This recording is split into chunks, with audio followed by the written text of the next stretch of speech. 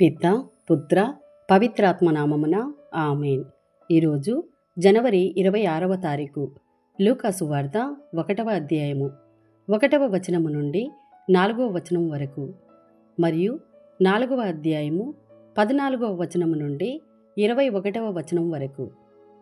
ఘనత వహించిన థెయోఫీలు మన మధ్య జరిగిన సంఘటనలను వ్రాయుటకు అనేకులు ప్రయత్నించిరి. వారు వ్రాసిన ఈ సంఘటనలను మొదటి నుండి ప్రత్యక్షముగా చూచిన వారి వలన, సువార్తను బోధించిన వారి వలన మనము వినియున్నాము. కావున అన్ని విషయములను మొదటి నుండి జాగ్రత్తగా పరిశీలించిన పిదప వానిని నీ కొరకు వరుసగా వివరించి వ్రాయుట సముచితమని నాకును తోచినది. నీకు ఎరుక చేయబడిన విషయములను గూర్చిన వాస్తవమును నీవు గ్రహించుటకై ఈ గ్రంథమును వ్రాయిచున్నాను. పిదప యేసు ఆత్మబలముతో గలిలయ సీమకు తిరిగి వెళ్ళెను. ఆయన కీర్తి ఆ పరిసరమందంతటా వ్యాపించెను. ఆయన వారి ప్రార్థనా మందిరములలో ఉపదేశించుచు ప్రజలందరి మన్నలను పొందుచుండెను.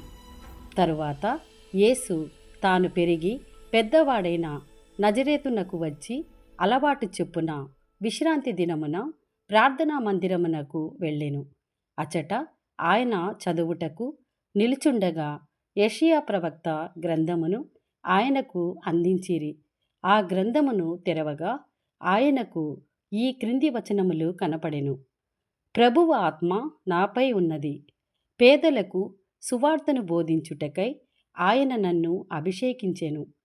చెరలోనున్న వారికి విడుదల, గ్రుడ్డి వారికి చూపును కలిగించుటకు, పీడితులకు విమోచనమును కలగచేయుటకు, ప్రభుహిత సంవత్సరమును ప్రకటించుటకును ఆయన నన్ను అభిషేకించెను. యేసు గ్రంథమును మూసి పరిచారకునకు ఇచ్చి కూర్చుండెను. ప్రార్థనా మందిరములోని వారందరూ ఆయన వంక చూచుచుండగా ఆయన వారితో, నేడు మీ ఎదుట ఈ లేఖనము నెరవేరినది అని పలికెను. ఇది ప్రభుని వాక్కు. సర్వేశ్వరునికి వందనములు.